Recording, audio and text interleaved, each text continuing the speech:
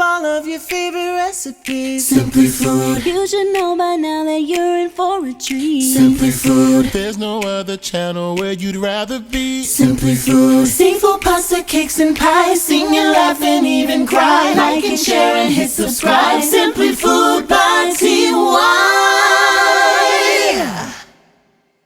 Alright, I'm back. Alright, now look, today we're about to make steak frites, so get your pen and notepad because this is a good one, honey. Alrighty guys, let's go over the ingredients. So like I said, today we're going to be making steak frites. So I picked up this beautiful New York strip steak that I'll be working with today. To make our, chimichurri-esque sauce, I have some Italian parsley. I have some Thai chilies, cilantro. We're also going to need rosemary, garlic, and chives. I'm going to be frying my fries in duck fat. I have 3 large russet potatoes, and then, of course, some Kerrygold butter. As far as the spices are concerned, we're going to keep it really, really simple, and we're just going to do salt and some coarse ground black pepper. You see that? You see that? You see that? Don't ask me for the damn ingredient list. Come on, child. Alrighty, you guys. So like I said, I'm going to be working with a New York strip steak. Now, anytime I'm making steak frites, I like to do this particular step just because to me it kind of helps elevate the flavor of the steak. And I just call it like a quick little dry aging process, meaning I'm about to cover this with some salt, a nice amount on both sides, on all sides.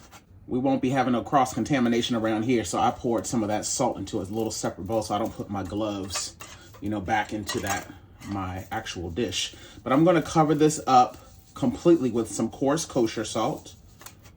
Make sure that all surfaces are completely coated.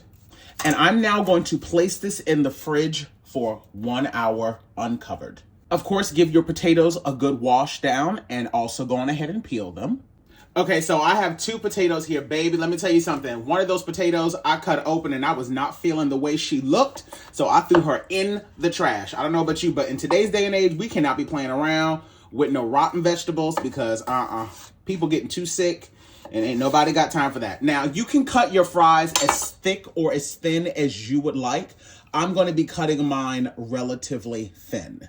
As long as they're uniform in size, it doesn't really matter. It's really up to you. If you want them to be thick, that's completely up to you. This is about how thick I would like for mine to be. I'm now going to place these in a bowl full of ice cold water. All right, so now that I have my fries nice and sliced up, I'm actually going to wash these off about 2 or 3 times just until I can see the water is just about starting to run clear. And then I'm going to also place these in the refrigerator for 1 hour as well. Alrighty, so now I'm going to start to work on my Thai chili pepper chimichurri sauce. The first thing you want to do, of course, is make sure that you wash off all of your greens, and then I'm going to remove them from the stems. I do not want the stems in this, so let me go on ahead and remove all of the stems, and then we'll come back, and then we'll give it a rough chop. Alright, so I have my cilantro, I have my parsley, and I have my Thai chili peppers. Of course, you do not have to add in 3, and to be quite frank, because of the size that I'm making today, I'm probably only going to use 2 of those bad boys because these are pretty spicy. I'm now just going to break these down into a small mince.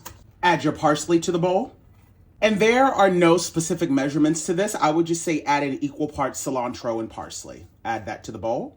And for the Thai chilies, I'm also going to mince these down nice and small as well. Of course, not using the green stem. And go on ahead and add in your Thai chilies. And as you can see, I've definitely left all the seeds in this. So this is going to have a nice little kick to it. You can add whatever type of oil you would like. I'm going to be adding in some avocado oil today, and I'm going to add in just enough so that I come up with, like that chimichurri consistency.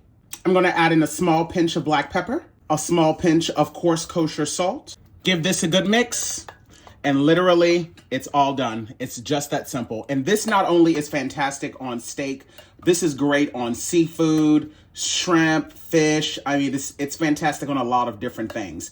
And this will also last you for quite some time. If you put it into a mason jar with a nice tight lid on it, you can keep this for I would say about a week in your refrigerator. All right, y'all. So while I'm waiting for my water to come up to a boil so that I can parboil my fries, I've now taken my steak out of the refrigerator. I want this to come down to room temperature. All right, y'all. So like I said, I'm going to be parboiling my fries. So now that my water is starting to come up to a slight boil, I'm going to go in and add in 2 nice pinches of some coarse kosher salt. And I'm now going to add my fries directly to the pot and set a timer for 2 minutes. Only 2 minutes. Alrighty, you guys. So it's been 2 minutes, and I know some of you are probably thinking, what was the purpose of putting it in that water for only 2 minutes? Essentially, what you're doing right now is you're making sure that your fries are going to be salted from inside out.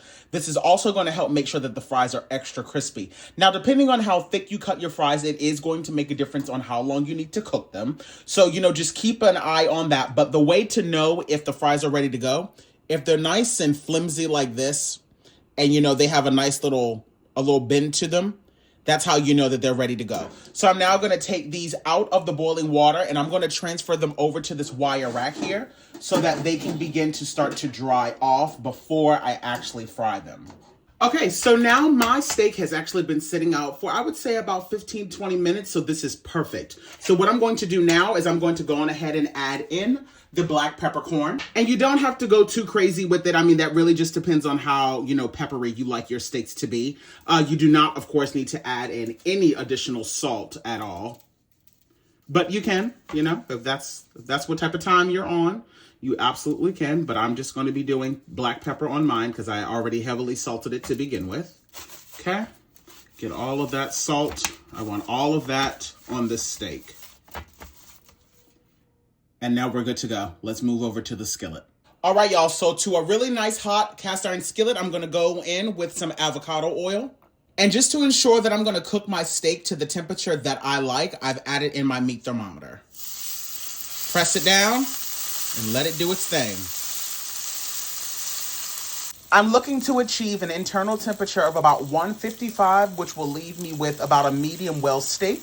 So that's what we're going for. Now that my steak is underway, I'm going to go on ahead and start to add in my duck fat so that I can bring that up to temp. I'm going to be essentially doing like a shallow fry because let me tell you something, duck fat is not cheap. So you can absolutely do it in vegetable oil, but of course, duck fat is going to add a flavor that is just absolutely insane. I'm going to go on ahead and flip over this beautiful steak now that it's seared nicely on one side. I mean, look at that. That's what you want, people. And I'm making sure that I'm flipping this because I want to make sure that I sear off all of the sides. Alrighty, you guys, so now that I'm about 10 degrees away from my target temperature, I'm going to go in with some Kerrygold butter, rosemary, and some garlic cloves. And I'm going to begin to baste the top of this steak to impart some really, really nice flavor.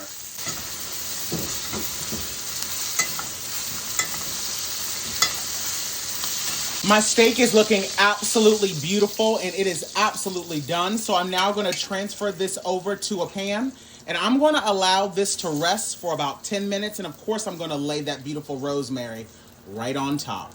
My oil is now ready to go. So let's start to fry off our fries. All right, y'all, my fries are nice and crispy. They look absolutely divine. So I'm now going to go on ahead and transfer these over to a bowl.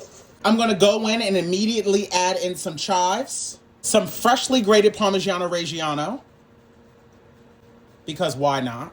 And a little pinch of some Maldon flaky salt. Give those a good toss.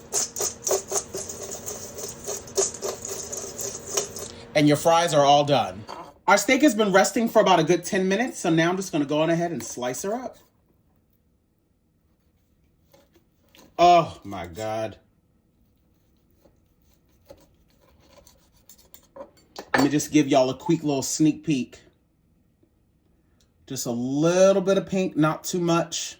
Absolutely perfect. Add on our delicious, beautiful steak. Go in with those delicious fries.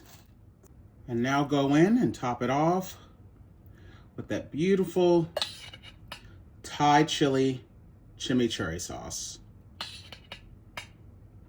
And that there, my friends, is how I make my steak frites.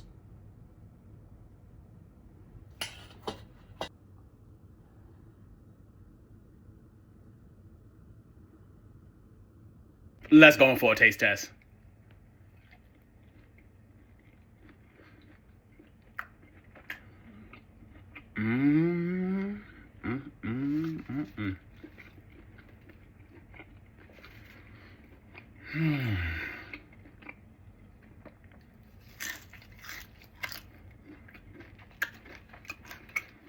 Now, these fries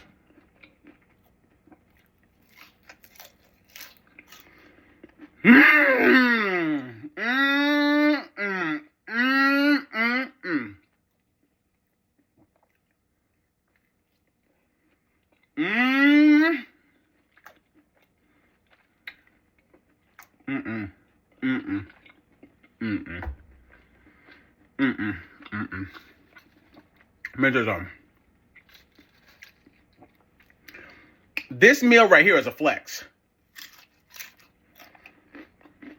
Duck fat fries are just, oh my God. They're just so superior. I tell you, this is some superior shit.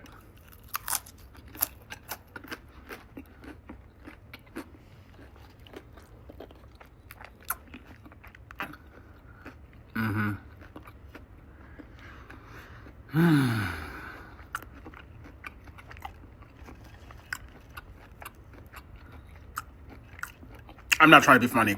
This could be on a menu somewhere. Duck fat fries are just superior. And the steak is cooked perfectly. Slaying in the kitchen. Simply Food by TY. We hope that you enjoyed it. Simply Food by TY. If you haven't took the time, make sure you subscribe. Thanks for watching. Thanks for watching. Thanks for watching Simply Food.